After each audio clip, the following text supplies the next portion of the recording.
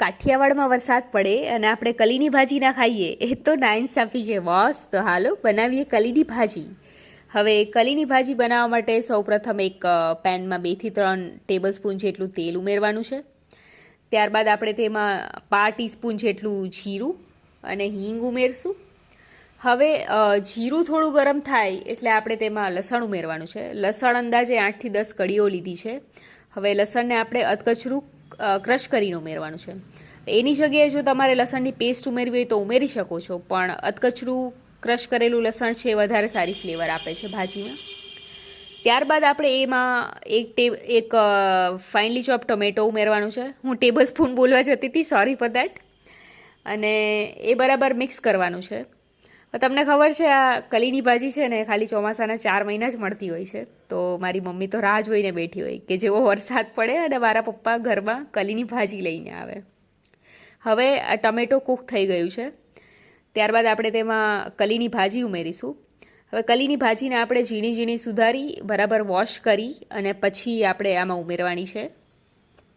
કલીની ભાજી ઉમેર્યા બાદ આપણે સ્વાદ પ્રમાણે મીઠું અત્યારથી જ નાખી દઈશું, કારણ કે એનાથી કુકિંગ પ્રોસેસ છે થોડી સ્પીડી થઈ જાય છે. હવે કલીની ભાજીને આપણે ત્યાં સુધી કૂક કરવાની છે જ્યાં સુધી એનો કલર ચેન્જ ના થઈ જાય અને એ સોફ્ટ ના બની જાય. હવે લગભગ તમને આ પ્રોસેસમાં 8 થી 10 મિનિટ જેટલો ટાઈમ લાગી શકે છે. અને ત્યારબાદ આપણે બધા રૂટીન મસાલા કરવાના છે. અમે 1 ટીસ્પૂન જેટલું ધાણા જીરું પાવડર લીધું છે, 1/2 ટીસ્પૂન હળદર પાવડર, 3 થી 4 ટીસ્પૂન લાલ મરચું પાવડર લઈ અને બધું મિક્સ કરી દેવાનું છે.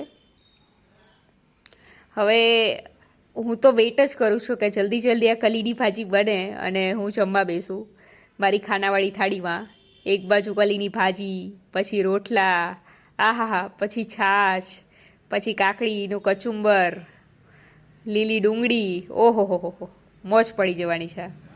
હવે આ બધા મસાલા મિક્સ થઈ ગયા છે. પછી તમે એકવાર ટેસ્ટ કરી લેજો. જો મીઠું ઓછું લાગે તો તમે એડ કરી શકો છો. હવે મારી મમ્મીએ પાછું 1 ટીસ્પૂન જેટલું લાલ મરચું પાવડર ઉમેર્યું છે, કારણ કે અમે તો રહ્યા કાઠિયાવાડી, તીખું ને તમતમતું ખાવાવાળા. હવે આ સ્ટેજ પર તમે થોડું પાણી ઉમેરી શકો છો, કારણ કે તમારે અલ્ટિમેટલી આ ભાજી બાજરાના રોટલા સાથે જો તમે સર્વ કરો તો થોડું એવું પાણી ઉમેરો તો તમને એ ખાવામાં મજા પડે, બાકી સૂકું લાગે. તો તૈયાર છે કલીની ભાજી.